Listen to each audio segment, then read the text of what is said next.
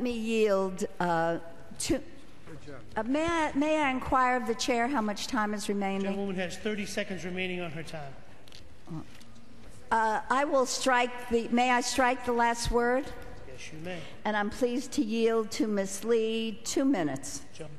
Thank you very much. And let me thank our chairwoman for yielding and for her leadership. And just say, as one of the authors of the PEPFAR legislation, I actually helped write the majority of this legislation. I can tell you that while I did not agree nor support the 33% earmark, I know for a fact that this does not undo that earmark. Let me just tell you a couple of things. You probably have heard and you know that over the next 10 years, more than 100 million girls in developing countries will be married before their 18th birthday and often against their will. As currently written, the bill does not change the underlying abstinence until marriage earmark. For me, that's unfortunate, but it doesn't change that. And it does not require the President to make any changes to current prevention funds.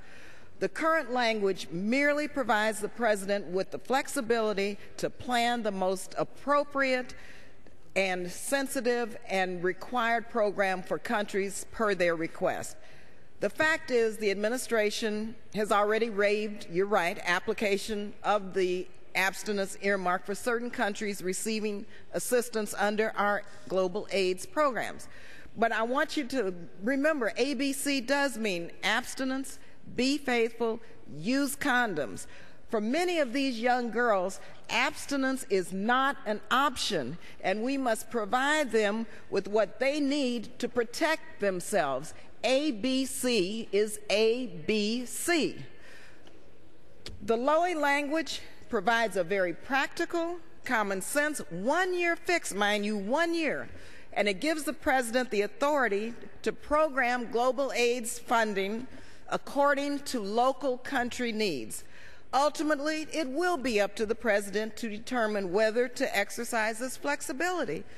This amendment, Mr. Pitts, it really does render a death sentence to millions of girls and their children and their babies. So I urge my colleagues to vote against restricting the ability of the President to save lives. And that's what this amendment would do. And so I hope that all of the posturing and all of the ideological debate today really comes down to the fact that we believe, all of us believe in ABC, abstinence, be faithful, use condoms. And as I said, I helped write this bill, and I was much opposed to this earmark, but believe me, I know that this does not remove it. And so I urge my colleagues to oppose the Pitts amendment. Thank you, Madam Chair.